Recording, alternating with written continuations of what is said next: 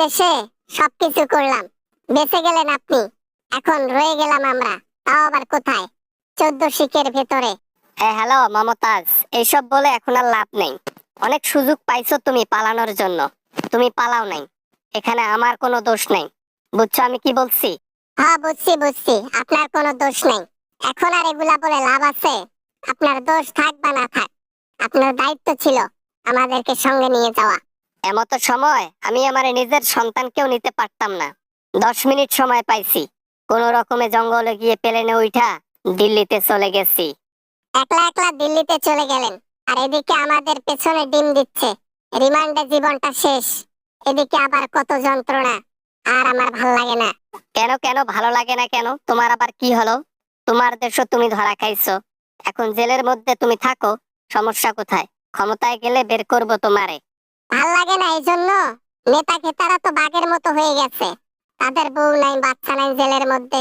আমাকে পেয়ে তো তারা উল্লাস করে। আনিসুল হক, এটা নতুন কিছু নয়, তোমার জন্য এটাই তো সবচেয়ে বেস্ট অপশন।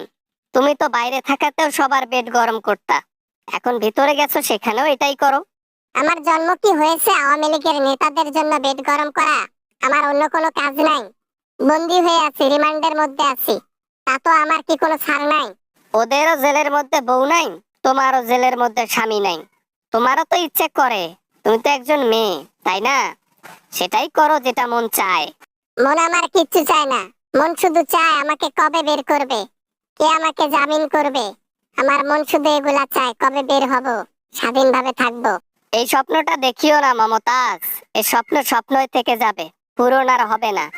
আমি যতদিন ক্ষমতায় না গেছি ততদিন তোমার স্বপ্ন স্বপ্নই থাকবে। সবকিছু আপনার জন্য হয়েছে। আপনার কি মনে হয় আপনি বেঁচে যাবেন? আমাদের চাইতে খারাপ অবস্থা আপনাকেও পড়তে হবে, দেখিয়েন। আমি তো যতদিন বেঁচে থাকবো ধরাই খাবো না, কেননা আমি এই ইন্ডিয়াতে যতদিন থেকে আছি তাতে আমার এখানে সিস্টেম করে ফেলেছি, আমি জীবনও যাব না। ম্যাডাম, আপনি যেই সিস্টেমই করেন না কেন ম্যাডাম, আপনাকে ধরা খাইতেই হবে ম্যাডাম। আজ নয়তো কাল ম্যাডাম আপনাকেও ধরবে পুলিশ ম্যাডাম, রিমান্ডেও নেবে পুলিশ ম্যাডাম। বসে বসে এই দোয়া কামনা করো, এটা ছাড়া তো তোমাদের কোনো কাজ নাই। নিজে তো ধরা খাইছো খাইছো, এখন দোয়া করতেছো যেন তোমাদের নেত্রীও ধরা খায়।